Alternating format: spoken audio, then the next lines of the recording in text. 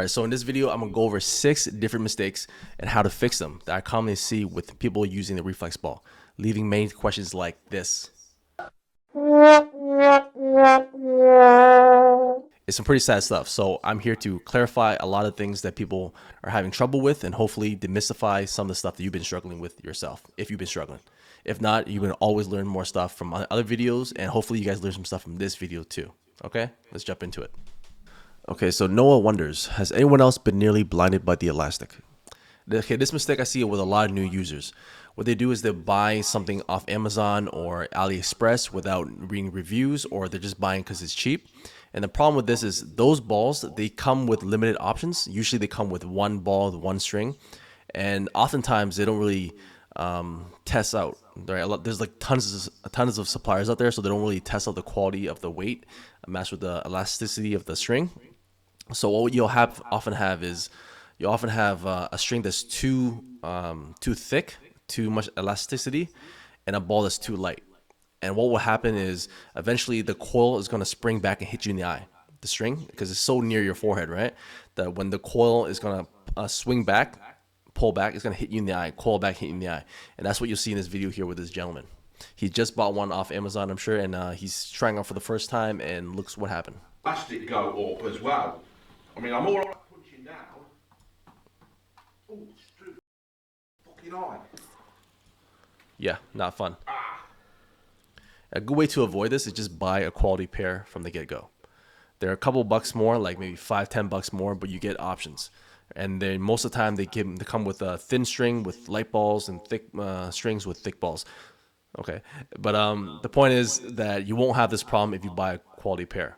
Right, and if you don't have a quality pair, or you still have this problem, just make sure your string is not too thick and is just light enough that it gives you enough tension in and out with the ball, but it doesn't coil back and hit you in the face. And if it still happens to you, then I suggest just wearing a pair of glasses when you train. Shit happens. Which is better, the lighter or the heavier ball? Okay, next thing I see is a lot of people ask questions like, what's the better ball? A light ball or heavy? Which one should I use? Now, a lot of it comes down to preference, but in my opinion, there is a better choice.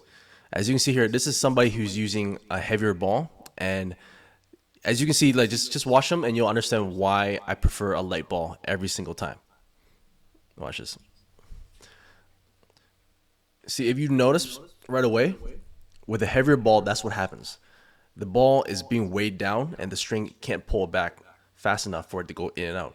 So what happens is you end up just punching downwards the whole time. And that's not something that you want to be practicing, especially for a real world situation. Nobody is going to be down there unless you're fighting kids. I don't know why you'd be doing that, but as you can see, this is not something that you want to practice because it's not going to be effective in real world situations or real life. And I don't know why would you ever want to practice punching downwards like that. So right then and there, it answers your questions very quickly. Do not use the heavier ball. Yeah, they might call it inside the boxing reflex ball set. They might say something like advanced, novice, beginner, veteran, and then the heavier they are, the more professional it is. That's just marketing gimmick. Don't believe the hype. Okay, these guys when they first create the reflex ball set, what they do is they're not sure which ball it makes sense and which ball works well. So what they do is they just threw it in there, give it a bunch of different names, and let you figure it out for yourself. Right, this is a relatively new product, so there's not much information out there. But from my opinion and from my experience, the lighter ones are always better just because it allows you to travel inside. It travels in and out rarely easy. It doesn't give you the same problem as punching downward or weighing next to your waist. So always go with the lighter balls if you can. There's no shame in the game. There's absolutely nothing to the word novice or anything else that you see labeled on the balls. That's just marketing gimmick. Go with lighter balls. They're always better to train with. It's very hard to punch the ball. It just goes everywhere. Any tips for beginners? Okay, the next thing I see people having a lot of problems with when it comes to the reflex ball is not having the right amount of pressure. A lot of people have a problem with, and I'll show you guys right now. Okay, so you see what happened there? She was doing good, starting out good, but then what happened is she lost control. Yeah, so what happens is she lost control because she was punching way too hard, throwing haymakers. And with a reflex ball, to get perfect control, you just have to go lightly. Go lightly in and out, let it come back to you the same way it came in. Don't try to knock it out. You're not going to get rid of it. Don't try to throw haymakers. Just go steady pace, especially when you're starting out. That's the way. That's the secret. Just start out slow and steady. Always go lightly, tap, tap, tap until you get the hang of it. I can't figure out what the right length for the string should be. Any advice? I keep punching the string. Okay, next mistake I see people do is they do their homemade one. Don't do that. It's like 10, 15 bucks. Just go get another one. Because first of all, you're not gonna get the right materials and equipment, and this thing's gonna come off and hit you in the face. I just swear to God. But back to the question is what people often do with the first try to use the reflex ball is they don't get the string correctly, the length of the string. So once again, you'll see that this ball maybe not that heavy, but same thing happens. It's going to drag along your waist, and most of the time it's going to be outside of your reach. He's doing a little bit of a good job here, but that's not how you want to train punching downward. So yeah, just don't do that. Spend 20 bucks. And what you want to do is you want to get the string to be inside your reach. So you want it inside your knuckles. Just, if you hold your knuckles straight out, it should be just like right here, just like right here inside your knuckles, like this, right? That way, every time you throw, you always make contact. Okay, so that's number one thing. Just make sure the ball is inside your knuckles so you can reach it every single time, and you don't risk hyperextending your elbows when you throw punches and miss. And on the flip side, you also don't want the string to be too short. You don't want it right close up to where your wrist is. Otherwise, you'll be pulling your punches, and it won't have enough room to really escape away from you. And really, you'll just be trying to fight a swinging ball around. Like you'll see in the video.